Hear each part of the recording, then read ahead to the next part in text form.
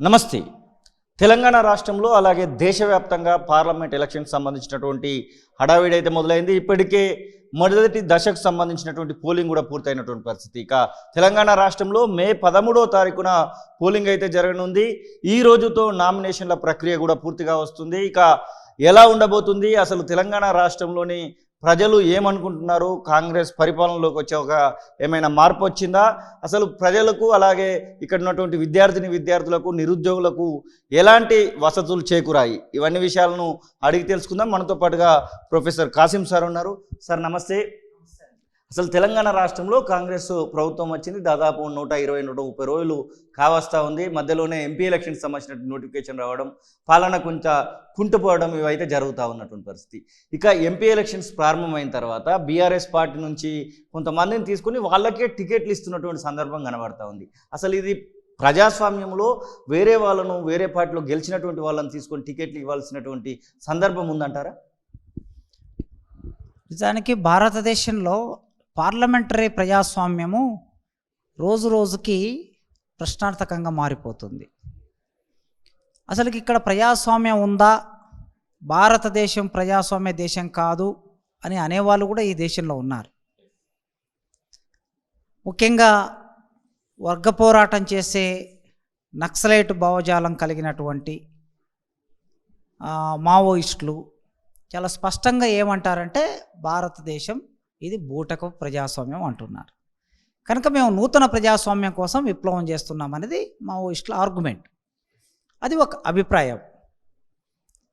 రెండో వైపు భారతదేశంలో ప్రజాస్వామ్యం ప్రపంచంలో అతిపెద్ద ప్రజాస్వామ్య దేశం. ప్రజాస్వామ్యములో ఏ దేశంలో ప్రజాస్వామ్యం వికసించనట్లుగా భారతదేశంలో ప్రజాస్వామ్యం వికసిస్తుంది అని చెప్పేది రెండో వాదన. ప్రతి రాజకీయ పార్టీ వాదన చెప్తుంది. ప్రజాస్వామ్యం అంటే చట్టబద్ధంగా ప్రజల చేత ఎన్నుకోబడి నిర్మాణమయ్యే ప్రభుత్వం ప్రజాస్వామ్యం. అంటే ప్రజలు ఓట్లేస్తారు, రాజకీయ నాయకులు ఎన్నుకోబడతారు, తిరిగి ప్రజల కోసం పరిపాలన చేస్తారు. ఆ పరిపాలన చేయడం కోసం ఒక ప్రభుత్వాన్ని ఏర్పాటు చేస్తారు. దీన్ని ప్రజాస్వామ్యం, of the people, by the people, for the people అంటాం ఇంగ్లీష్లో దీన్ని.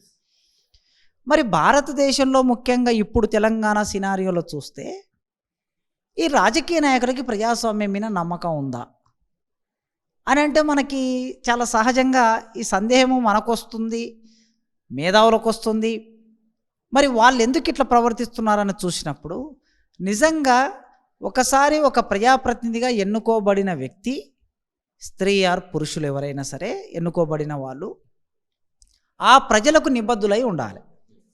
మన భారతదేశ రాజ్యాంగం ప్రకారమైన, చట్టం ప్రకారమైన నీకు ఓట్లేసి ఎన్నుకున్నటువంటి ప్రజలు నీవు నిబద్ధురాలువై ఉండటం అనేది ప్రజాస్వామ్యం.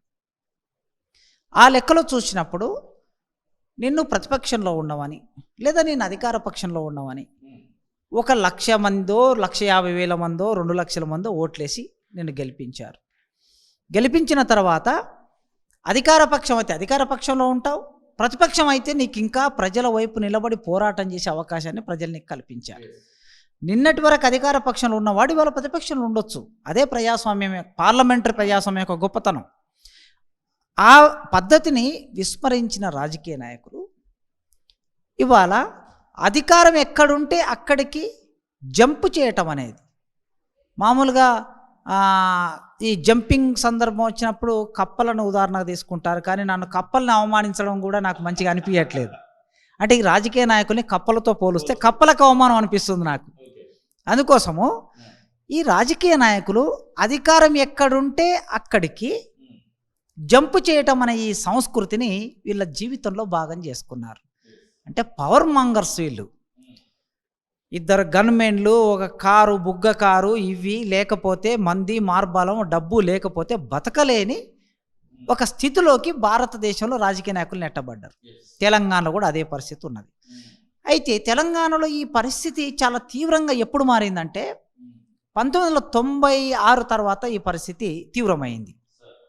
దీనికి కారణం మనం కొద్దిగా చరిత్రలోకి, ఎందుకంటే ఈ జనరేషన్కు చరిత్ర కూడా తెలియాల్సిన అవసరం ఉంది. మీలాంటి ఛానల్స్ ద్వారా అసలు ఏం జరుగుతుందో ఈ యువతరానికి అర్థమైతే కనీసం తర్వాత ఆలోచించడానికన్నా అవకాశం, కొన్ని ఆలోచనలు మనం ప్రోధి చేయాలి, ప్రేరేపించాలి. 90ల కన్నా ముందు మనం చూస్తే ఒక పార్టీలో గెలిచిన వాడు ఇంకో పార్టీలోకి వెళ్ళిపోవటం అనేది ఉండేది కాదు అంత ఎక్కువగా, చాలా రేరు. 1952లో ఎలక్షన్లు జరిగితే అక్కడ నుంచి ఏర్పడిన ప్రతి ప్రభుత్వంలో కూడా, ప్రతిపక్షంలో కూడా నిర్మాణాత్మకంగా ఉండి ప్రభుత్వాలను ఇరుకునబెట్టి ప్రజల వైపు పోరాటం చేసి అనేక చట్టాలను తీసుకొచ్చిన ప్రతిపక్ష నాయకుల చరిత్ర కూడా మనకుంది. అట్లే అధికార పక్షంలో ఉన్న వాళ్ళు ఎవరిని పడితే మనకి తీసుకోవటం అనేది, తమ పార్టీలోకి తీసుకోవటం అనేది, నిన్నటి వరకు ఒక సిద్ధాంతం మాట్లాడి ఇవాళ వచ్చి ఇంకో సిద్ధాంతం మాట్లాడడానికి వాడికి నోరెట్లు వస్తుంది అనే ప్రశ్న ఉండేది. ఎప్పుడైతే ప్రపంచీకరణ మొదలైందో అమ్మకాలు కొనుగోలు మొదలైంది. ఎవరిని? ఎమ్మెల్యేలను, ఎంపీలని. ఈ అమ్మకాలు కొనుగోలు అనేది ప్రపంచీకరణ నేర్పింది, గ్లోబలైజేషన్. వస్తువుని అమ్మొచ్చు, వస్తువుని కొనొచ్చు. గ్లోబల్ మార్కెట్ ఇది ప్రపంచ మార్కెట్లో ఏ వస్తువుని ఎవడైనా అమ్మొచ్చు, ఏ వస్తువుని ఎవడైనా కొనుక్కోవచ్చు. రాజకీయ నాయకుడు కూడా ఒక వస్తువుగా మారిపోయాడు. అందుకోసమే ఈ రాజకీయ నాయకులు వస్తువులుగా మారిపోయి 96లో ఎన్టీ రామారావును కూల్చేసి చంద్రబాబు నాయుడు ముఖ్యమంత్రి అయ్యాడు. వైస్రాయ్ ఓటలు దీనికి వేదికగా మారింది.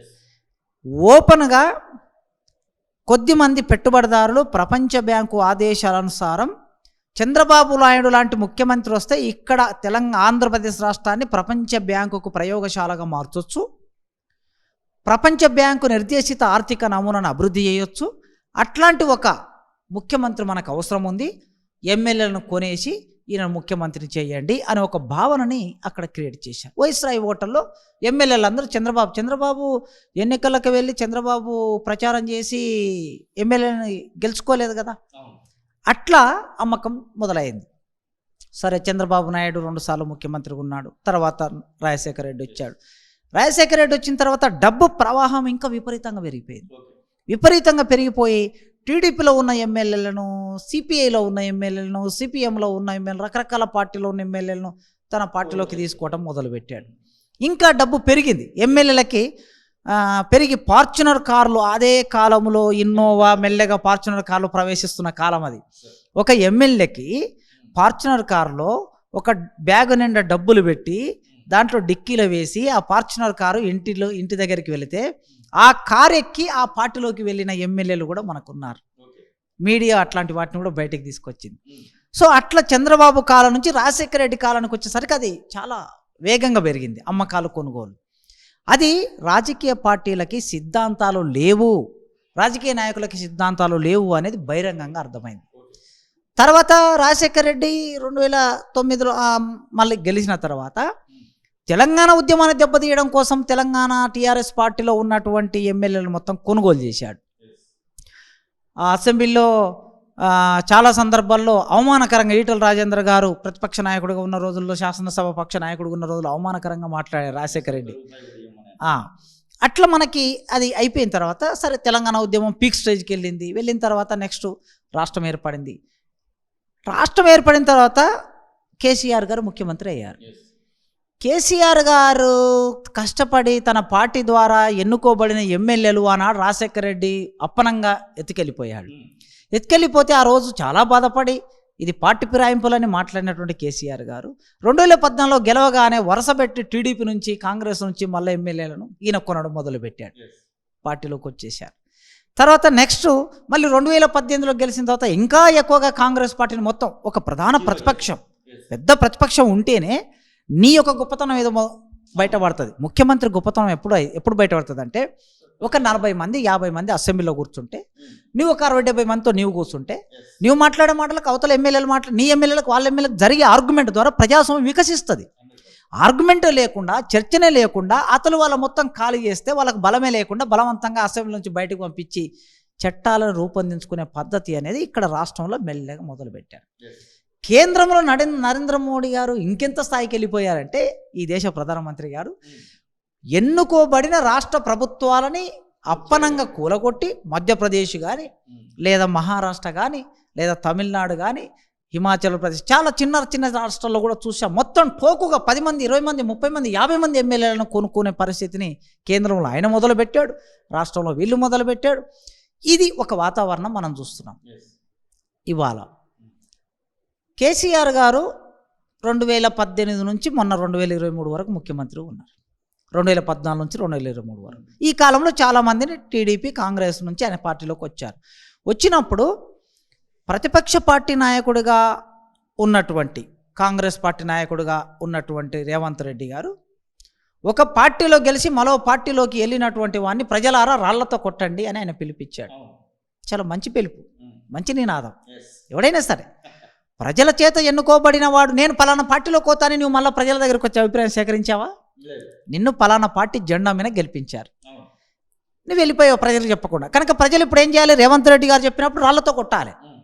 ప్రజాప్రతినిధి ఎవడైనా సరే ప్రజలకు చెప్పకుండా పార్టీ ఫిరాయించినటువంటి వాడిని బైకాట్ చేయాలి, సోషల్ బైకాట్ చేయాలి. అట్లా పిలిపించిన రేవంత్ రెడ్డి గారు అధికారంలోకి వచ్చారు. 2023 డిసెంబర్లో అధికారంలోకి వచ్చారు. మళ్ళీ ఇప్పుడు ఏం జరుగుతుంది రాష్ట్రంలో అంటే మనం ఇట్లా చూస్తే ఏ రాజకీయ నాయకుడికి తమ పార్టీ సిద్ధాంతాల పట్ల నమ్మకం లేదు, ఆ పార్టీ సిద్ధాంతాల పట్ల కమిట్మెంటు లేదు, లేదా ప్రజల మీద ప్రేమ లేదు, ప్రజల మీద గౌరవం లేదు. కేవలం నీ కుర్చీ కాపాడుకోవాలి, నీ ప్రభుత్వం కాపాడుకోవాలి, ప్రభుత్వం నడవాలి, డబ్బులు సంపాదించుకోవాలి. మరి రాజకీయ నాయకులు కూడా ఇట్లా ఎందుకు జంపు చేస్తున్నారు? డబ్బులు సంపాదించుకోవడం కోసం మాత్రమే ఎమ్మెల్యేలు ఎంపీలు జంపు చేస్తున్నారు. ఇవాళ ఏ పార్టీలో ఎవడు ఉంటాడో తెల్లారేసరికి ఇంకోటి ఏ పార్టీలోకి పోతాడో తెలియని ఒక పరిస్థితిని కల్పిస్తే అసలుకి ప్రజాస్వామ్య పార్లమెంటరీ ప్రజాస్వామ్యానికి ఏమన్నా అర్థం ఉందా? పార్లమెంటు ఒక బూటకం, ప్రజాస్వామ్యం ఒక బూటకం, ఎన్నికలు ఒక బూటకం అని నక్సలైట్లు మాట్లాడిన మాటనే నిజమనే ఒకానొక స్థితిని ఈ సమాజంలోకి వీళ్ళు తీసుకొచ్చారు. సేమ్ టైం ఇప్పుడు ఎవరైతే పాత పార్టీలో ఉన్నటువంటి వాళ్ళు ఉన్నారో వాళ్ళపైనే ఈ కార్యకర్తలందరూ కూడా నెగిటివ్గా ప్రచారం చేస్తే వాళ్ళే వచ్చి ఇప్పుడు ఇదే పార్టీలో మళ్ళీ ఆ పై సీట్లలో కూర్చుంటున్నటువంటి పరిస్థితిని చూస్తూ ఉంటే కార్యకర్తల యొక్క మనోభావాలు ఎట్లా ఉండొచ్చు అనుకుంటున్నారు? మీరు చాలామందిని చూస్తూ ఉంటారు, ఇటు పీడిఎస్ నుంచి వచ్చిన వాళ్ళు, ఇట్లా ఎస్ఎఫ్ఐ, ఇట్లా చాలామందిని చూస్తూ ఉంటారు. అందరూ ఒక దగ్గరికి వచ్చి మళ్ళీ కూర్చున్న తర్వాత పరిస్థితి ఎలా ఉంటుంది అనుకుంటున్నారు? అంటే ఇప్పుడు కార్యకర్తలు నిన్నటి వరకు అవతల వైపు పార్టీలో ఉన్నాడు, యువతల వైపు పార్టీలో ఉన్నాడు. ఒక గ్రామం ఉంటే గ్రామం యూనిట్ తీసుకుంటే రెండు పార్టీల మధ్యన వైరం ఉంటుంది అనేక సందర్భాల్లో. అది పార్టీ విధానాల పట్ల వైరం ఉండొచ్చు, లేదా వాళ్ళకి ఆ గ్రామంలో జరిగే భావజాలాల పట్ల వైరం ఉండొచ్చు, రకరకాల అంశాలు వైరం ఉంటుంది. ఆ వైరము అటువాడు ఇటువాడు ఒకే దగ్గరికి వచ్చి కూర్చున్న తర్వాత అసలుకు వీళ్ళు ఏ పద్ధతిలో పనిచేస్తున్నారని నిజమైనటువంటి ప్రశ్న అనేది. అంటే ఇక్కడ వీళ్ళకి సిద్ధాంతం ఉంటే వైరం ఉంటుంది, సిద్ధాంతం లేదు. లేదు ప్రజల పట్ల కమిట్మెంట్ ఉంటే వైరం ఉంటుంది, ప్రజల పట్ల కమిట్మెంట్ లేదు. ఈ రెండు పోయినప్పుడు మరి ఏమున్నట్లు వీళ్ళకి అంటే డబ్బులు సంపాదించుకోవడం, డబ్బులు పంచుకోవటము, అధికార పీఠం ఉండటము అనే ఈ మూడు అంశాలు, డబ్బు చుట్టూ అధికారం చుట్టూ మాత్రమే ప్రేమ ఉంది తప్ప ఇతర విషయాలను వీళ్ళు సమాజము, విలువలు, దేశము అనే భావన వీళ్ళకి ఎవరికి లేదనేది మనకు అర్థమవుతుంది. కులగణనకు సంబంధించి నిన్న రాహుల్ గాంధీ ఒక కీలకమైనటువంటి స్టేట్మెంట్ అయితే చేసినటువంటి పరిస్థితి మీరు కూడా చూసి ఉండొచ్చు అనుకుంటున్నాము. నిజంగానే దానికి ఇంప్లిమెంటేషన్కి అవకాశం ఉందా? వచ్చేటువంటి ఎలక్షన్స్లలో కాంగ్రెస్ పార్టీ ఇండియా కూటమి అధికారంలోకి రావడానికి ఏమైనా స్కోప్ కనబడతా ఉందా? అయితే ఇందులో రెండు ప్రశ్నలు. మొదటి కులగణన. కులగణన అనేది బీసీ జన కులగణన. మొత్తము భారతదేశంలో ఉండే ప్రతి కులం జనాభా ఎవరెంత ఉన్నారో ఆ జనాభాని తీసి బయటపెట్టి ప్రజల ముందు ఉంచవలసిన బాధ్యత కేంద్ర ప్రభుత్వం మీద ఉంది. ఇప్పటి వరకు ఎస్సీ ఎస్టీలకు సంబంధించిన కులగణన మాత్రమే జరుగుతుంది. అది 1931 నుంచి మనకు జనాభా లెక్కల్లో మనం అది చట్టబద్ధంగా జరుగుతుంది. మిగతా ప్రజలకు సంబంధించి లేదు. ముఖ్యంగా 53% ఉన్న బీసీలు భారతదేశంలో వాళ్ళు చదువుకు దూరంగా ఉన్నారు, వాళ్ళు సంపదకు దూరంగా ఉన్నారు, వాళ్ళు రాజ్యాధికారానికి దూరంగా ఉన్నారు. ఇంకా బీసీ కులాల్లో చాలా కులాలు సంచారంలో ఉంటాయి. పాపం సంచార కులాలు ఉన్నాయి, వాళ్ళకి ఓటకు ఉండదు, వాళ్ళకి అభివృద్ధి ఏమిటి అనేది అభివృద్ధి ఫలాలు వాళ్ళ దగ్గరికి వెళ్ళవు. ఇంకా చేతి వృత్తుల మీద ఆధారపడి బతికే వాళ్ళు ప్రజలు కూడా చాలామంది ఉన్నారు. ఇప్పుడు ఒక రకంగా చూస్తే నేను కొన్ని సందర్భాల్లో ఎస్సీ ఎస్టీలతో పోల్చుకుంటే చాకలి వాళ్ళు, మంగలి వాళ్ళు సాంస్కృతికంగా, విద్యాపరంగా చాలా వెనుకబడి ఉన్నారు. ఎందుకు అనంటే పాపం వాళ్ళ వృత్తి నుంచి బయటికి రాలేని ఒకానొక స్థితి సమాజంలో పేదరికం అనేది ఉండటం మూలంగా ఆ పేదరికం వలన ఆ వృత్తి చేసుకుంటే తప్ప వాళ్ళు బయటికి రాలేరు, వాళ్ళ బతుకు తెరువు లేదు. అందుకే బీసీలు అనగానే మనకు ఒక 3-4 కులాలకు సంబంధించిన వాళ్ళే విద్యలో ఉంటారు, ఉద్యోగాలు ఉంటారు, రాజకీయాలు ఉంటారు తప్ప మెజార్టీ కులాలు ఇంకా దూరంగా ఉన్నాయి. అందుకే వాళ్ళ భారతదేశంలో మెజార్టీ జనాభా బీసీలు. ఈ మెజార్టీ జనాభా ఎంత ఉంది? ఈ జనాభాకి ప్రభుత్వ ఫలాలు అందించాలన్నా, లేదా రాజ్యాధికారంలో వీళ్ళకి వాటా ఇవ్వాలన్నా, లేదా ఉద్యోగాల్లో వీళ్ళకి వాటా ఇవ్వాలన్నా ప్రతిసారి కోర్టు ఏం సాగు చెప్తుందంటే, మీరు జనగణన చేయలేదు కదా, రిజర్వేషన్ 27% ఎట్లు ఇస్తారు, 30% ఎట్లు ఇస్తారు, 50% ఎట్లు ఇస్తారు అని కోర్టులో సింపుల్గా కొట్టేస్తున్నాయి. కోర్టులకు కూడా తెలుసు బీసీలు ఎక్కువ మంది ఉన్నారని, కానీ కోర్టులు కూడా కళ్ళు మూసుకొని ఉంటాయి. ఎందుకంటే అక్కడ ఉండే న్యాయస్థానాల్లో ఉండే ఆ పెద్దలు కూడా వాళ్ళ ఆయా పై కులాలకు చెందిన వాళ్ళే. హైకోర్టు నుంచి మొదలు పెడితే సుప్రీంకోర్టు వాళ్ళకు పై కులాలకు సంబంధించిన వాళ్ళే న్యాయమూర్తులు ఉంటారు కనుక సింపుల్గా కొట్టేస్తున్నారు. అందుకే ఇప్పుడు కేంద్ర ప్రభుత్వం ఇమీడియట్గా చేయవలసింది ఏంటంటే, జనగణనలో ఖచ్చితంగా అన్ని కులాలు, భారతదేశంలో ఎన్ని కులాలు ఉన్నాయో ఆ కులాలకు సంబంధించిందంతా ఆ క్వశ్చనీరు పెట్టేసి జనాభా లెక్కలు సేకరిస్తే బీసీలకు సంబంధించిన ప్రధానంగా వాళ్ళ జీవన విధానంలో విప్లవాత్మక మార్పులు తీసుకురావడానికి ఒక విధాన రూపకల్పన చేయడానికి అది ఉపయోగపడుతుంది. కనుక కాంగ్రెస్ అధికారంలోకి వచ్చినా, లేదా ఇప్పుడున్నటువంటి ఎన్డీఏ బీజేపీ అధికారంలోకి వచ్చినా, ఇప్పుడు వాళ్ళు ఏదైతే హామీ పడుతున్నారో ఎన్నికల మేనిఫెస్టోలో ఖచ్చితంగా ఇది పెట్టాలి. మేనిఫెస్టోలో పెట్టడమే కాకుండా ఆ పార్టీ అధికారంలోకి వచ్చినాక దాన్ని ఇంప్లిమెంట్ చేయాలి. ఇది మొదటిది. రెండవది, కాంగ్రెస్ అధికారంలోకి వచ్చే పరిస్థితి ఉన్నదా అనేది ఒక అంశం ముందుకు తీసుకొచ్చారు మీరు. ఇవాళ భారతదేశంలో గత 10 ఏళ్ల నుంచి బీజేపీ అధికారంలో ఉన్నది. బీజేపీ అంటే ఎన్డీఏ కూటమి. కాంగ్రెస్ పార్టీ అధికారానికి దూరంగా ఉన్నది. కాంగ్రెస్ పార్టీ సింగిల్గా చాలా తక్కువ స్థానాలతో కూడా పార్లమెంట్లో ఉన్నది. అయితే ఒక సంవత్సర కాలం నుంచి భారతదేశ సినారియో చూస్తే చాలా మార్పులు జరిగాయి. ఆలోచన విధానాల్లో ఇప్పటి వరకు ఎన్డీఏ కూటమికి ఏ ప్రజలైతే ఎన్డీఏ కూటమికి సపోర్ట్గా ఉన్నారో, భావజాల పరంగా ఎవరైతే వాళ్ళు దానికి ఓట్లు వేయాలని దానికి ప్రచారం చేస్తున్నారో వాళ్ళ ఆలోచన విధానంలో మార్పు వచ్చింది. నేను మొన్న ఉత్తర భారతదేశం పోయాను ఒక వారం రోజులు. బస్టాండ్లో కానీ, ట్యాక్సీ డ్రైవర్లు కానీ, ఢిల్లీలో కానీ, యూనివర్సిటీస్లో కానీ అక్కడక్కడ కొద్దిమంది మిత్రులని మనము లేబర్ను వాళ్ళను అడుగుతూ ఉంటే వాళ్ళ ఆలోచన విధానంలో, అవును ఈ 10 సంవత్సరాల కాలంలో మా జీవన విధానంలో ఏం మార్పు వచ్చింది అనే ఒక ప్రశ్న వాళ్ళు వేస్తూ ఉన్నారు. ఇది గమనించే కావచ్చు మతానికి సంబంధించిన ఆలోచన విధానాన్ని మెల్లగా ఈ ఎన్నికల్లో చర్చకు తీసుకొస్తున్నారు. ఎవరికి ఏ అభిప్రాయాలైనా ఉండవచ్చు, కానీ దేశ ప్రధానమంత్రి అనేటటువంటి వ్యక్తి అత్యున్నతమైన స్థానం, అత్యున్నతమైన విలువలో ఉన్నటువంటి వ్యక్తి.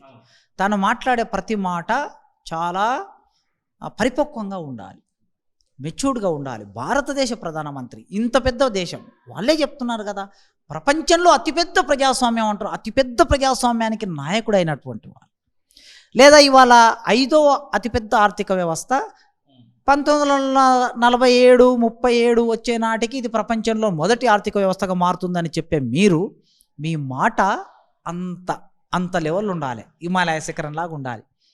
కానీ ఎందుకో నేను 3 రోజుల నుంచి వరుసగా 4 రోజుల నుంచి పేపర్లు చూస్తే కాంగ్రెస్ అధికారంలోకి వస్తే ముస్లింలకి ఆస్తులు పంచుతుంది అన్నారు మొదటి రోజు. రెండో రోజు కాంగ్రెస్ అధికారంలోకి వస్తే మీ సంపదనంతా లాక్కుంటుంది, మీకు 2 ఇండ్లు ఉంటే ఒక ఇల్లు లాక్కుంటుంది, హైదరాబాద్లో ఒక ఇల్లు ఉంటే, లేదా ఢిల్లీలో ఒక ఇల్లు ఉంటే, లక్నోలో ఒక ఇల్లు ఉంటే మీ ఇల్లు లాక్కుంటుంది. రెండో మాట విన్నా. మూడో మాట, కాంగ్రెస్ అధికారంలోకి వస్తే భార్యల మెడలో ఉన్నటువంటి మంగళసూత్రాలు కూడా మిగలవు. మూడో మాట. నాలుగో మాట, కాంగ్రెస్ మావోయిస్టు భావజాలం కలిగినటువంటిది కనుక కాంగ్రెస్ వస్తే మావోయిస్టులు భారతదేశంలో చెలరేగుతారు. ఈ 4 మాటలు నేను పేపర్లో చూసి చాలా బాధపడ్డా. నాకేం పార్లమెంటరీ ప్రజాస్వామ్యం, పార్లమెంటరీ మీనా లేకపోతే ప్రధానమంత్రులు లేనటువంటి వ్యక్తి మీరు, ఓకే, వీటి మీన పెద్ద ఏమి, ఎందుకంటే 60 ఏళ్ళ నుంచి చూస్తున్నాం కనుక ఇదేదో దేశాన్ని ఉద్ధరిస్తుందని నేనేం అనుకోవట్లేదు. అయినా నాకు పార్లమెంటరీ విలువల పట్ల నాకు గౌరవం ఉంది, విలువల పట్ల గౌరవం ఉంది. ఎందుకంటే అదొక విధానం, అదొక వే ఆఫ్. భారతదేశంలోనైనా ప్రపంచంలో ఏ దేశంలోనైనా పార్లమెంటరీ విధానం అనే ఒక ప్రజాస్వామ్యం అనేది ఒక విధానం, ఆ విధానం పట్ల గౌరవం ఉంది. ఆ పార్లమెంటరీ విధానం పట్ల గౌరవం ఉన్నటువంటి నేను కొందరు ప్రధానమంత్రులను వ్యక్తిగతంగా కొన్ని విధానాల పట్ల కూడా నేను రెస్పెక్ట్ చేస్తా. విపి సింగ్ గారు లేకపోతే వాళ్ళ బీసీలకు 27% రిజర్వేషన్ లేదు. విపి సింగ్ గారు లేకపోతే అసలు పార్లమెంట్లో అంబేద్కర్ బొమ్మ లేదు. విపి సింగ్ గారు లేకపోతే మండల కమిషన్ అనేది చర్చలోకి వచ్చేది కాదు. విపి సింగ్ గారు లేకపోతే అసలు ఆనాడు ఇవాళ మనం అనుకుంటున్నటువంటి లీడర్స్ ఎవరెవరైతే ఉదాహరణకు లల్లు ప్రసాద్ యాదవ్, ములాయం సింగ్ యాదవ్, ఇట్లాంటి చాలామంది బీహార్లో, ఉత్తరప్రదేశ్లో ఇట్లాంటి లీడర్స్ని బాగా డెవలప్ చేసిన సోషలిస్టు భావాలు కలిగిన వాళ్ళు.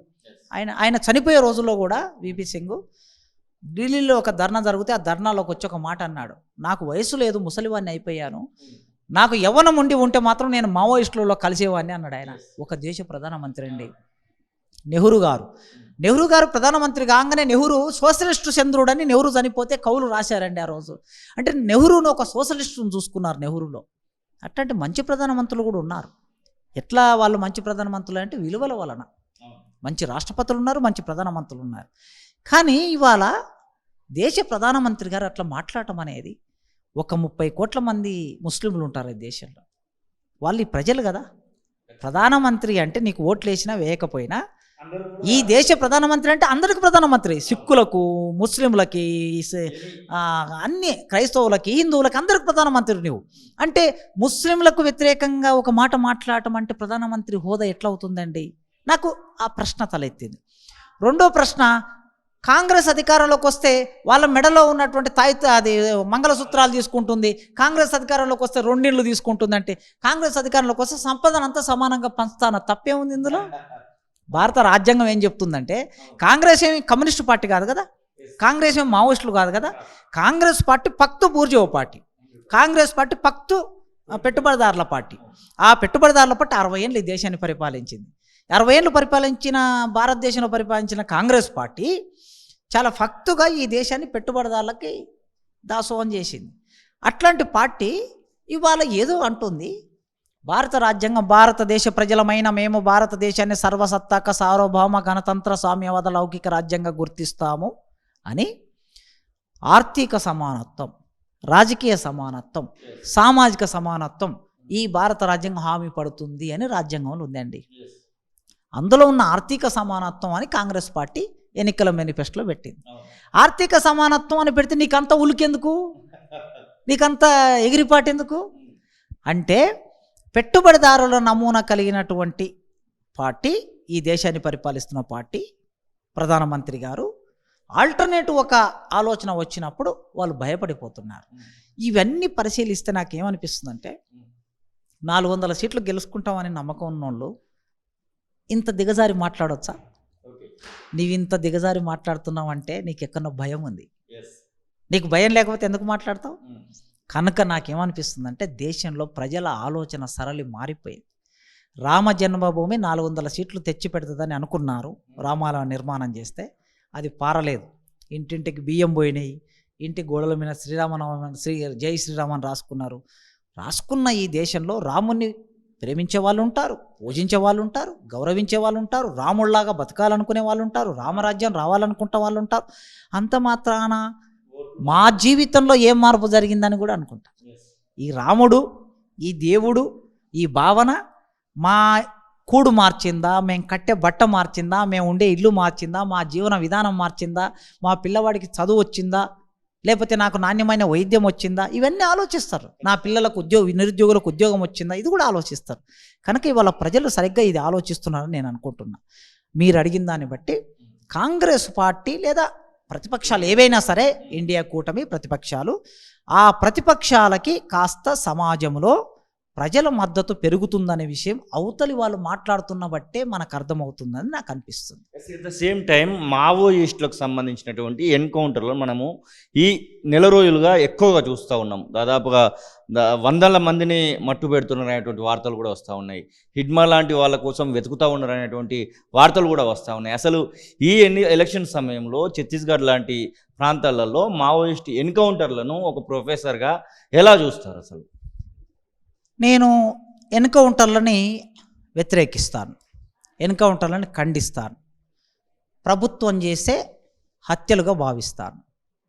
ఎందుకంటే మావోయిస్టులు ఒక స్పష్టమైన రాజకీయ అభిప్రాయంతో, ఒక సిద్ధాంతంతో ఈ దేశంలో పనిచేస్తున్నారు, నిస్వార్థంగా పనిచేస్తున్నారు, ప్రజల కోసం పనిచేస్తున్నారు. మావోయిస్టులు ఎవ్వరు కూడా ఆ ఉద్యమం పేరు మీద ఎవ్వరు ఇండ్లు కట్టుకోలే, ఎవరు డబ్బులు సంపాదించుకోవాలి, ఎవరు సంపద కూడేసుకోవాలి. మొన్న చనిపోయినటువంటి ఎన్కౌంటర్లో చనిపోయిన మన రాష్ట్రానికి సంబంధించిన 2 భార్యాభర్తలు, వాళ్ళని అక్కడి నుంచి ఇక్కడికి తీసుకొచ్చి ఖననం చేశారు. వాళ్ళ ఇల్లు చూస్తే మనకు అర్థమయ్యింది. కనుక 30 ఏళ్ళు 40 ఏళ్ళు 50 ఏళ్ళు ఆ ఉద్యమంలోకి పోయి నిస్వార్థంగా ఈ దేశం కోసం దేనికోసం పనిచేస్తున్నారు? ఆదివాసీ ప్రాంతాల్లో, దండకారణ్యం ప్రాంతంలో అడవుల్లో ఉన్న ఖనిజ సంపదని కాపాడడానికి, దేశ సంపదని కాపాడడం కోసం తర్వాతి జనరేషన్స్ కూడా ఈ దేశ సంపద ఉండాలని పోరాటం చేస్తున్నారు. మనుషులందరూ సమానంగా ఆర్థిక, రాజకీయ, సామాజిక సమానత్వం ఉండాలని పోరాటం చేస్తున్నారు. అట్లా పోరాటం చేసేవాళ్ళు ఈ దేశభక్తులు. నిజంగా ఈ దేశభక్తులు, ఈ దేశంలో ఎవరైనా దేశభక్తులు ఉన్నారంటే వాళ్ళే దేశభక్తులు అవుతారు. సుప్రీంకోర్టు చాలా సందర్భంలో చెప్పింది. ఏం చెప్పింది అంటే, మావోయిస్టు ఆలోచన కలిగి ఉండటం తప్పు కాదు, మావోయిస్టు పార్టీలో సభ్యత్వం కలిగి ఉంటే మావోయిస్టు సాహిత్యాన్ని చదవడం తప్పు కాదు, మావోయిస్టులు చెప్పుతున్న హింసాయుత పనులలో, చర్యలలో పాల్గొంటే తప్పు అని సుప్రీంకోర్టు చెప్పింది. కనుక వాళ్ళదైన పద్ధతిలో వాళ్ళు వర్గ పోరాటం చేస్తున్నారు. ఈ దేశంలో ఉన్నటువంటి పాలక వర్గాలు మేము కూల్చేసి కొత్త రాజ్యాన్ని నిర్మాణం చేస్తామంటున్నారు. దాని పట్ల ప్రభుత్వాలకి వ్యతిరేకత ఉండొచ్చు. ఎందుకంటే ప్రభుత్వాలు చట్టబద్ధంగా మేము పరిపాలిస్తాం, రాజ్యాంగబద్ధంగా పరిపాలిస్తాం, రాజ్యాంగానికి వ్యతిరేకంగా తుపాకులు పట్టిన వాళ్ళని మేము సహించమని వాళ్ళ విధానం వాళ్ళకు ఉంటుంది. ప్రభుత్వ విధానం మీకు ఉన్నప్పుడు మావోయిస్టులకు ప్రజల మద్దతు లేకుండా మీ దగ్గర ఏమైనా ఎజెండా ఉందా? నీ దగ్గర ఎజెండా ఉంటే ఆదివాసులైనా, మేధావులైనా, అర్బన్ నక్సల్, కాంగ్రెస్ పార్టీనే నువ్వు మావోయిస్టులు అనబడితివి అంటే నీ దగ్గర ఏమైనా ఎజెండా ఉండి ప్రజల మద్దతు వాళ్ళకి ఎందుకు పోతుంది అంటే, పేదరికం ఉంది కనుక, దోపిడి ఉంది కనుక, దౌర్జన్యం ఉంది కనుక, పెట్టుబడిదారుల మోసం ఉంది కనుక ప్రజలు వాళ్ళ మద్దతు చూరగొంటున్నారు. మరి దోపిడీ లేని, దౌర్జన్యము లేని, అంటరానితనము లేని, పెట్టుబడిదారుల దోపిడీ లేని, ఖనిజ సంపద దోసుకెళ్ళని సమాజాన్ని నిర్మాణం చేసే విధానం నీ దగ్గర ఉందా? లేదు. లేకపోవటం మూలంగా ఒక జిందాల్ కంపెనీ, ఒక వేదాంత కంపెనీ, ఒక ఎస్ఆర్ కంపెనీ, ఒక డీబీర్స్ కంపెనీ అడవిల్లోకి వెళ్ళడానికి నీవు కావలసిన పద్ధతుల్లో సైన్యాన్ని వాళ్ళకు సపోర్టుగా పంపించి అక్కడ మావోయిస్టులు దాన్ని ఎదుర్కొంటున్న వాళ్ళని పట్టుకొని చంపేస్తున్నారు.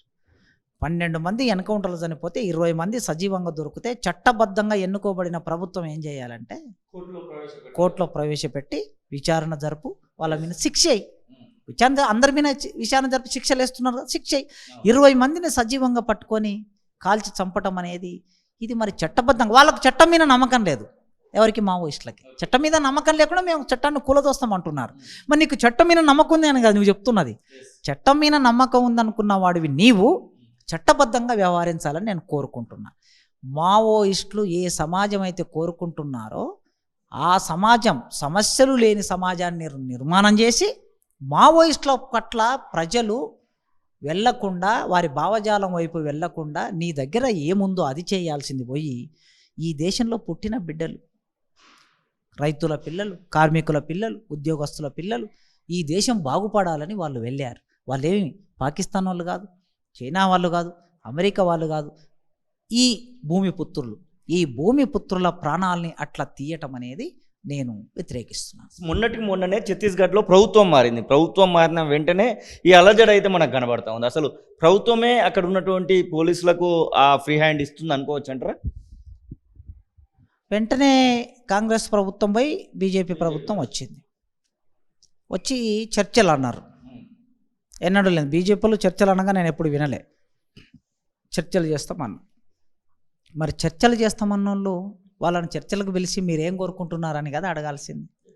సైన్యాన్ని, సిఆర్పిఎఫ్ వాళ్ళని లోపలికి పంపించి చంపడం కాదు కదా.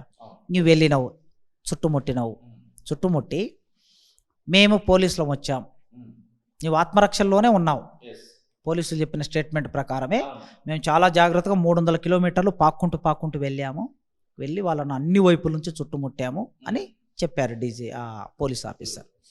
చుట్టుముట్టి నీ వెంటనే ఏం చేయాలంటే మీడియాని పిలిపించి మేము చర్చలకు వచ్చాం, ప్రభుత్వం తరపున మేము ఇక్కడికి వచ్చాం, ముఖ్యమంత్రి గారు మీతో మాట్లాడతారు అని ఓపెన్గా మీడియాని అక్కడికి పిలిచి వాళ్ళు ఏమనుకుంటున్నారు, నీవేమనుకుంటున్నావు మాట్లాడించే అవకాశం ఉంది కదా చుట్టుముట్టినోడి. ఆ అవకాశం ఉండి కూడా నువ్వు చంపేశావంటే చంపాలనే ఉద్దేశంతో మీ ప్రవేశం జరుగుతుంది. అంటే ఈ దేశంలో మావోయిస్టు రహిత దేశంగా మారుస్తాము అని చాలా సందర్భాల్లో దేశ ప్రధానమంత్రి గారు, హోంమంత్రి గారు ప్రకటించారు.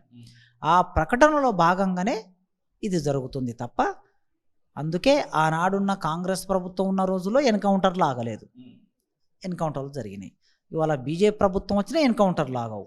కనుక కాంగ్రెస్ మావోయిస్టులు అయిపోయి బీజేపీ మావోయిస్టు వ్యతిరేకత కాదు, వీళ్ళందరూ ఒకటే బట్ట ఒకటే తానులో ఉన్నటువంటి ముక్కలు అనేది నా అభిప్రాయం. తెలంగాణ రాష్ట్రంలో 17 పార్లమెంట్ నియోజకవర్గాలకు మే 11న పోలింగ్ జరగనుంది. దాదాపుగా నామినేషన్ల ప్రక్రియ కూడా పూర్తయిపోయింది. ఇక అన్ని పార్టీలు కూడా 17 మందిని అయితే ప్రకటించి ముందు వయసులోకి పోతున్నటువంటి సందర్భం కనబడుతుంది. కొన్ని ప్రాంతాలలో బీఆర్ఎస్ పార్టీ నుంచి వచ్చినటువంటి వాళ్ళే ముగ్గురు కనబడతా ఉన్నారు. కొన్ని ప్రాంతాలలో సింగిల్గా కనబడుతున్నటువంటి సందర్భం అయితే ఉంది. ఎట్లా ఉండబోతుంది అనుకుంటున్నారు? ప్రధానిని 3వ ప్రైమ్ మినిస్టర్ చేయడానికి, హ్యాట్రిక్ ప్రధానిగా నిలబెట్టడానికి తెలంగాణ నుంచి మేము 2 డిజిట్లకు పైగా ఎంపీ సీట్లను గెలుస్తామని బీజేపీ చెప్తా ఉంది. ఇక రాహుల్ గాంధీని ఇండియా కూటమిని అధికారంలోకి తేవడానికి మేము ప్రయత్నం చేస్తాము, మేము అధికారంలో ఉన్నాము, మేము 6 ఇక్కడ గ్యారంటీలను అమలు చేస్తున్నామని చెప్పేసి కాంగ్రెస్ పార్టీ చెప్తా ఉంది. ఇక గత అసెంబ్లీలో జరిగినటువంటి అవమానాన్ని దిగమింగుకొని మేము ఖచ్చితంగా డబుల్ డిజిట్ వెళ్తామని అటు బీఆర్ఎస్ పార్టీ కూడా అనుకుంటా ఉంది. అసలు తెలంగాణ రాష్ట్రంలోని పరిస్థితులను బట్టి చూస్తూ ఉంటే ఎవరికి ఎన్ని రావచ్చు అనుకుంటున్నారు? తెలంగాణ ప్రజలు ఎలాంటి ఆలోచనతో ముందుకు పోదలుచుకున్నారు అనుకుంటున్నారు? సరే, అయితే మామూలుగా pre election survey, post election సర్వేలు చేసినటువంటి సర్వే ఏజెన్సీలకి వీటి పట్ల కొన్ని అభిప్రాయాలు ఉండే అవకాశం ఉంటుంది. సరే, నేను ఈ పార్టీకి ఇన్ని వస్తాయి, ఆ పార్టీకి అన్ని వస్తాయని చెప్పడం అనేది రాజకీయ పార్టీలలాగా ఒక మాట చెప్పిన తర్వాత రేపు ఇదే మీడియాలో ఫలానా ప్రొఫెసర్ ఇన్ని వస్తాయని చెప్పాడు, ఏమిటి మరి ఇన్ని రాలేదు అని మీ పాఠకులు, నా మాటలు వినే మీ పాఠకులు ఏదో మీ మీడియా పట్ల గౌరవంతో, నా మీద గౌరవంతో మన మాటలు వింటూ ఉంటారు, వాళ్ళు ప్రేమతో వింటూ ఉంటారు. కనుక అట్లా కాకుండా సరే, టీఆర్ఎస్ పార్టీ 8 నుంచి 13 వస్తాయని ముఖ్యమంత్రి గారే మొన్న ఒక ఇంటర్వ్యూలో చెప్తే విన్నాను నేను. అది మన కేసీఆర్ గారు, ఎక్స్ సీఎం గారు 8 నుంచి 13 తగ్గవు, మాకు 8 తగ్గవు, ఆ పైనే ఉంటాయి అని ఆయన అంటున్నారు. సరే, రేవంత్ రెడ్డి గారు మాకు ఖచ్చితంగా 14 పైనే అని ఆయన అంటున్నారు, ఈ రాష్ట్ర ముఖ్యమంత్రి.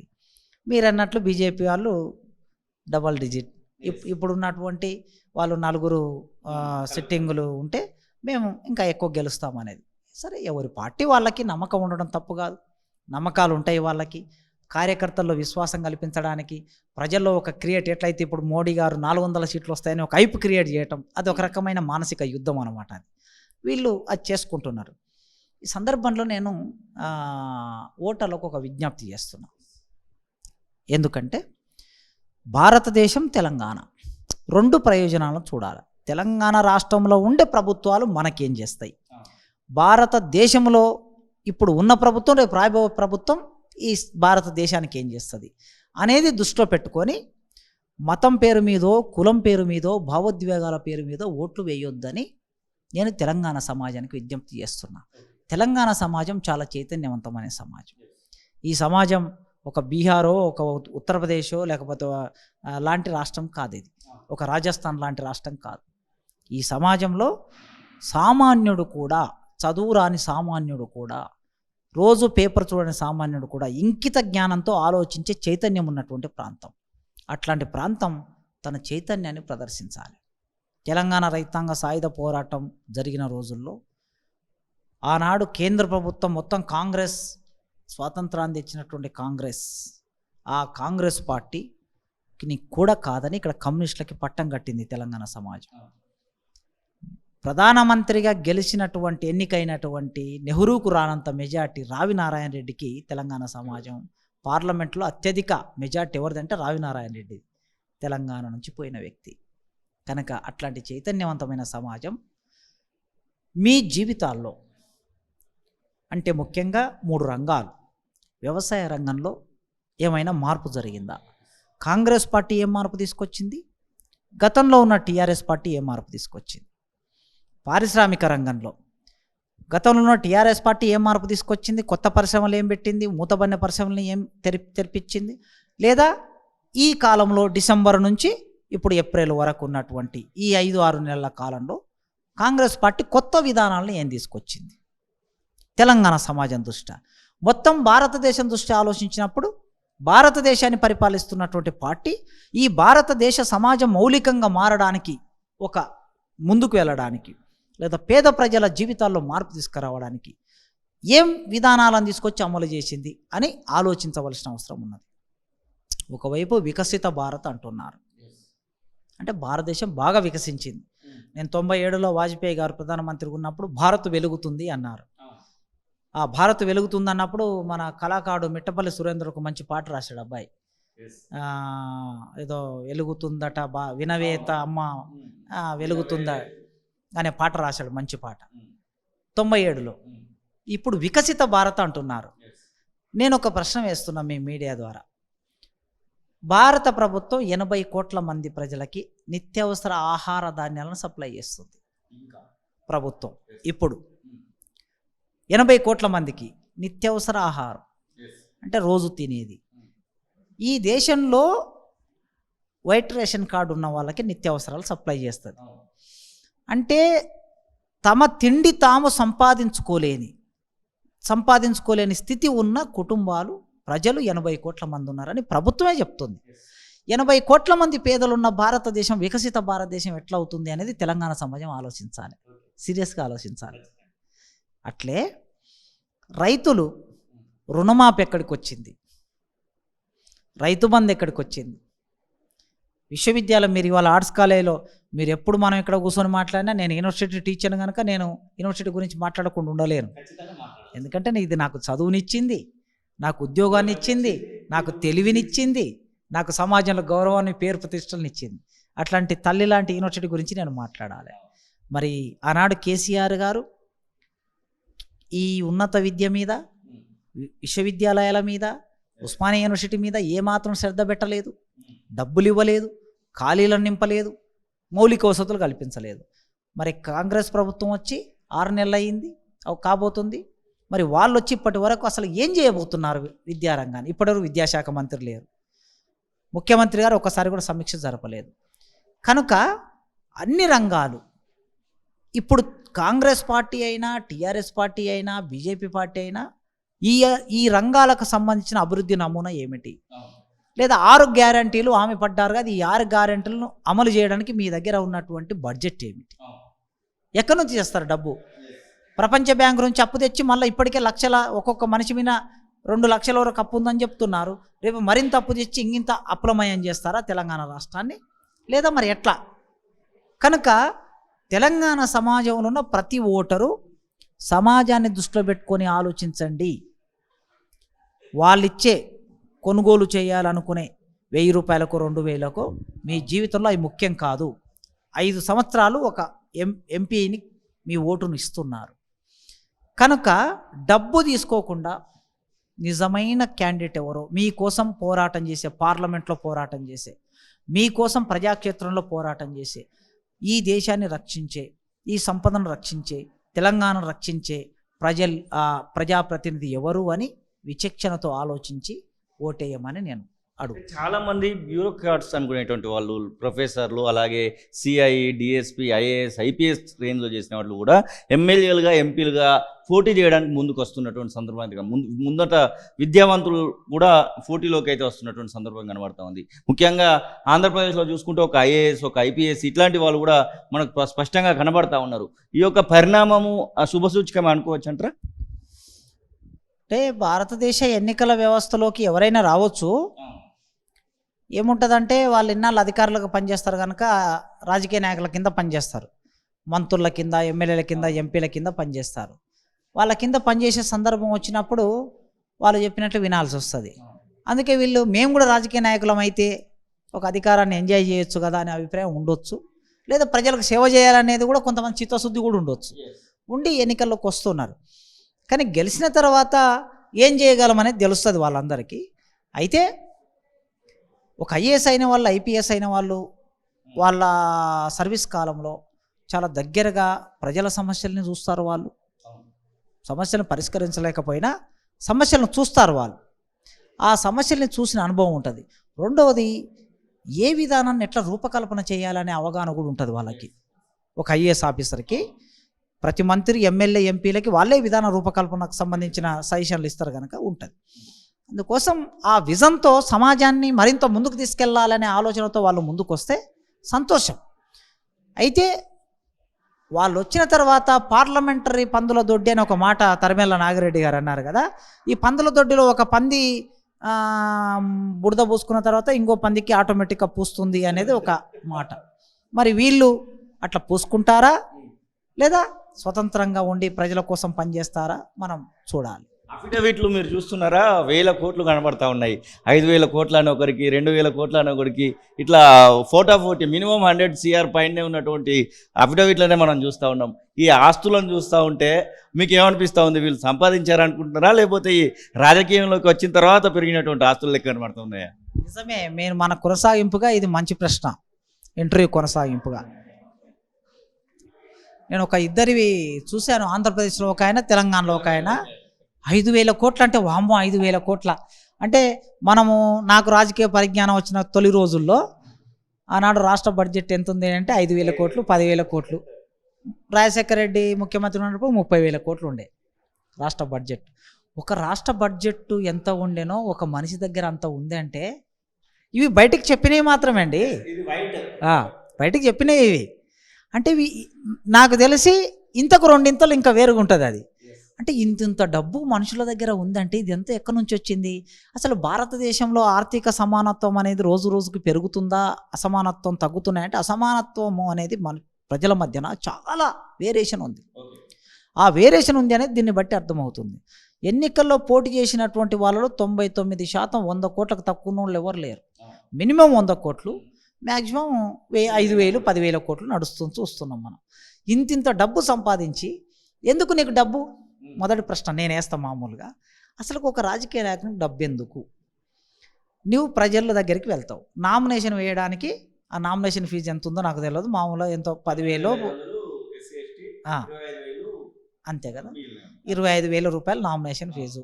ఓకే, నువ్వు ఆ ప్రింటింగ్ అవి ఇవి చేసుకోవడానికి ఇంకొక ₹1,00,000 2 లక్షలు, సరే ఒక 10 లక్షలు పెడదాం, ఒక 10 లక్షలు పెట్టుకుందాం.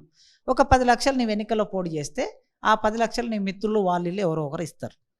ఎన్నికల్లోకి వెళ్ళిన తర్వాత ప్రజలు ఒక 4 లక్షల ఓటర్లు ఉన్న చోట, ఓ నియోజకవర్గం 5 లక్షల ఓటర్లు ఓ ఎంపీ నియోజకవర్గం ఉంటే ఈ 5 లక్షల ఓటర్లు అందరూ నీ విధానాలు చూసి, నీ పార్టీ విధానాలు చూసి నీకు ఓట్లు వేస్తారు కదా. వాళ్ళ దగ్గరికి వెళ్ళి ఓటు కొనుక్కోవాల్సిన అవసరం లేదు కదా. ఏ ప్రచారం చేయకుండా, ప్రజల వద్దకు వెళ్ళకుండా నేను ఈ రాజకీయ పార్టీలకి ఒక ఛాలెంజ్ లాగా చెప్తున్నది ఏంటంటే, అయ్యో మీరందరూ మంచోళ్ళే, మీ పార్టీలు మంచివే, మీ విధానాలు మంచివే. నేనేమంటున్నా అంటే విపరీతంగా ఖర్చులు పెడతారు మీరు. ఒక పార్టీ ఎన్నికల సందర్భంలో ఒక మీటింగ్ పెట్టాలంటే తక్కువ 2 కోట్లు ఖర్చు అవుతాయి. ఒక నియోజకవర్గంలో మీటింగ్ పెట్టాలంటే ఇన్ని నియోజకవర్గాల్లో ఇన్ని మీటింగ్లు పెడుతున్నారంటే కనీసం 100 కోట్లు ఖర్చు పెడుతున్నారు. ఈ ఖర్చు ఇది ఈ సంపద అంటే ఈ సమాజ సంపద, మీ దగ్గర ఉన్న ఎవరి దగ్గర ఉన్న సమాజ సంపద. దానితో పాటు విపరీతంగా రకరకాల రూపాల్లో డబ్బును కూడా ఖర్చు చేస్తున్నారు నీళ్ళలాగా. ఇది సమాజ సంపద. ఇవన్నీ ఎందుకు? ఎర్రని ఎండపూట 46 డిగ్రీల ఉన్న ఈ చోట మీరేం చేయండి, టీవీలలో కూర్చోండి. ఇప్పుడు సోషల్ మీడియా వచ్చింది, మీలాంటి ఛానల్స్ వచ్చాయి, మీరు ఛానల్లో వచ్చి కూర్చోండి. ఆ అభ్యర్థి ఈ అభ్యర్థి వస్తాడు, నీ విధానం నువ్వు చెప్పు, ఆయన విధానం ఆయన చెప్తా. ఏసీ రూమ్లలో కూర్చొని మీ విధానాలు చెప్పు, ప్రజల వద్దకు వెళ్తాయి, ప్రజలు నిర్ణయించుకుంటారుగా ఎవరికి ఓటు వేయాలని. నమ్మకం ఉందా? ఇంకా రాజకీయ నాయకులు చెప్పితే నమ్మే పరిస్థితుల్లో ప్రజలు కనబడతా ఉన్నారా, లేకపోతే ఎలక్షన్స్ ముందు రోజు వచ్చేటువంటి ఆ 5వ 10వ తీసుకొని ఎవరికోవని కేసేద్దాం అనేటువంటి ఆలోచనలో ఉన్నారా? అంటే ప్రజలను ఏం చేస్తారంటే అనివార్యంగా నెట్టేస్తున్నారు వీళ్ళు. ప్రజలు కూడా ఇప్పుడు వీడేమి సొక్కమా, వీడు 5,000 కోట్లు, వీడు 2,000 కోట్లు, వీడు 100 కోట్లు, వీడు 500 కోట్లు సంపాదించుకోండి, వీడు మా డబ్బే సంపాదించుకున్నాడు, వీడు మేము కట్టే పనులు మా ఈ సమాజ సంపద ఈ డబ్బునే ఈ రూపంలో సంపాదించుకొని కూడబెట్టుకున్నాడు. ఈ కూడబెట్టుకున్న డబ్బును మరింత పెంచుకోవడానికి, కూడబెట్టుకున్న డబ్బును కాపాడుకోవడానికి రాజకీయాల్లోకి వస్తున్నారు. డబ్బు లేని వాళ్ళు ఇప్పుడు రాజకీయాల్లోకి రావటం అనేది అసాధ్యమయ్యే విషయం కాదు. నేను అందుకే ఎప్పుడు ఆలోచిస్తుంటా, మా దళిత మిత్రులు చాలామంది రాజ్యాధికారం అంటూ ఉంటే నేను అంటూ ఉంటా, మీరు రాజ్యాధికారం 30 ఏళ్ళ నుంచి అంటున్నారు, మీరు ఇంకొన్నాళ్ళ తర్వాత అసలు ఎన్నికల్లో పోటీ చేసే ఒక పరిస్థితి ఉండదు కనుక ఎన్నికల్లో నియోజకవర్గాలు రిజర్వ్ నియోజకవర్గాల్లో కూడా వాళ్ళే డబ్బులు పెట్టి వాళ్ళే క్యాండిడేట్ని చూసి ఒక డమ్మి నిలబెట్టి వాళ్ళే ఎంపిక చేసుకొని నీ సంతకం కూడా వాళ్ళే పెట్టుకునే రోజులు వస్తాయి. కనుక ఇంతకుముందు 20 ఏళ్ళ కిందటనో మామూలుగా ఉన్నటువంటి నాయకులు, ఆ న్యూ డెమోక్రసీ నాయకుడు ఉండే ఎమ్మెల్యే బస్సులలో పోయి గుమ్మడి నర్సయ్య, ఆ గుమ్మడి నర్సయ్య లాంటి వాళ్ళు, లేకపోతే మా దగ్గర మహేంద్రనాథ్ గారు అని ఉండే మహేంద్రనాథ్ గారు లాంటి వాళ్ళు, అట్లా కొన్ని కమ్యూనిస్ట్ పార్టీల్లో పనిచేసినటువంటి సూర్యారావు అని ఉండే బీఎస్పీ పార్టీ విశాఖపట్నం వైపు, ఇట్లాంటి నిజాయితీ కలిగిన నాయకులు ఒకప్పుడు వాళ్ళ చేతిలో చిల్లి గవ్వ లేకుండా కూడా ఎన్నికల్లో పోటీ చేసి గెలిచిండ్రు. ఇప్పుడు ఇవాళ తుంగతుర్తి నుంచి మొన్న సామేలన్న గెలిచిండు. పాపం సామేలన్న చాలా పేదవాడు, సరే నిలబడ్డాడు, పార్టీ తరఫున గెలిచిండు. అట్లా ఏ డబ్బులు లేని మనిషికి ఓట్లు వేసే ఒకానొక స్థితి ఒకప్పుడు ఉండే. కానీ ఇప్పుడు రోజు రోజుకి ఆ పరిస్థితి లేకుండా ఈ పెట్టుబడిదారులు, దోపిడీదారులు, భూస్వాములు కలిసి ఎన్నికల్ని చాలా కాస్ట్లీ చేసేస్తున్నారు. అందుకే ఈ కాస్ట్లీ చేయటం అనేది సామాన్యుడు ఎంటర్ కాకుండా చేస్తున్నారు. డబ్బున్నోడే ఎన్నికల్లో పోటీ చేయాలి అంటే కార్పొరేట్ కల్చర్ను మన పార్లమెంటరీ రాజకీయ వ్యవస్థలోకి తీసుకొస్తున్నారు. నా ఊహ నిజమైతే ఇంకొక 10 సంవత్సరాల తర్వాత ఇప్పుడే 50% కార్పొరేట్లే మన ఎన్నికల సిస్టాన్ని నిర్ణయిస్తున్నాయి. ఎవరైనా సునీల్ కనుగోలు ఒక ఆయన అంటాడు, తర్వాత ఇంకొక ఆయన ఎవరో పీకే అని ఇంకొక ఆయన, వీళ్ళందరూ ఏంటి, నువ్వు ఎలాంటి డ్రెస్ వేసుకోవాలి, రాహుల్ గాంధీ ఎలాంటి డ్రెస్ వేసుకోవాలి, ఎలాంటి టీ షర్ట్ వేసుకోవాలి, లారీ ఎప్పుడు ఎక్కాలి, లారీ డ్రైవర్తో ఏం మాట్లాడాలి, టీ ఎప్పుడు తాగాలి, టీ ఎవరితో తాగాలి, జొన్న రొట్టె ఎక్కడ చేయాలి, చపాతి ఎక్కడ చేయాలి, ఇది మొత్తము మనిషిని, ఒక రాజకీయ నాయకుడిని వీళ్ళు తయారు చేస్తే వీడు వెళ్ళి అక్కడ ప్రదర్శిస్తున్నాడు. అసలుకి ఇదేంటండి, ప్రజల వద్దకు వెళ్ళే ఒక నాయకుడు ప్రజలు ఎంత సహజంగా ఉంటారో అంత సహజంగా వెళ్ళవలసింది పోయి ఒక కార్పొరేట్ వాడు వచ్చి ఒక కంపెనీ పెట్టుకున్నాడు, కంపెనీ పెట్టుకొని ఇదో వాడు ఇచ్చే సూచనల ప్రకారం నువ్వు వెళ్తున్నావంటే రేపు ఓ జిందాల్ కంపెనీ, ఎస్ఆర్ కంపెనీ, లేదా ఆదాని కంపెనీ, అంబానీ కంపెనీ వాడు ఏం చేస్తాడంటే ఒక వ్యక్తిని తీసుకొచ్చి నిన్ను ప్రధానమంత్రిని చేస్తా, నీకు 300 సీట్లు నేను గెలిపించి నీకు ఇస్తా, నువ్వు ప్రధానమంత్రి సీటు మీద కూర్చున్న తర్వాత నేను చెప్పిన పని చేయాలి అనే రోజులు 50% వచ్చింది. ఇప్పుడు ఆ మిగతా 50% కూడా ఇంకొక 10 ఏళ్ళలో వస్తుంది. కనుక దళితులకి, బీసీలకి, పేదలకి పార్లమెంటరీ ప్రజాస్వామ్యం మీద నమ్మకం పెట్టుకోవాల్సిన అవసరం లేని ఒక స్థితి రాబోతుంది. Thank you sir. చాలా విలువైనటువంటి సమాచారాన్ని అయితే ప్రొఫెసర్ కాసిం సార్ అయితే ఇవ్వడం జరిగింది. ఖచ్చితంగా ప్రజలు ఆలోచించాల్సినటువంటి సందర్భం అయితే వచ్చింది. ఇక మనకు ఎవరు అవసరం అనేది డిసైడ్ చేసుకోవాల్సినటువంటి అవసరం కూడా వచ్చింది. మే 13వ తారీఖున తెలంగాణ రాష్ట్రంలో జరిగేటువంటి 17 పార్లమెంట్ నియోజకవర్గాలకు పోలింగ్కు పోయే ముందు ఖచ్చితంగా ఆలోచిస్తారని అయితే తొలి వెలుగు కోరుకుంటుంది. కెమెరా పర్సన్ సతీష్తో ఉస్మానియా యూనివర్సిటీ, హైదరాబాద్.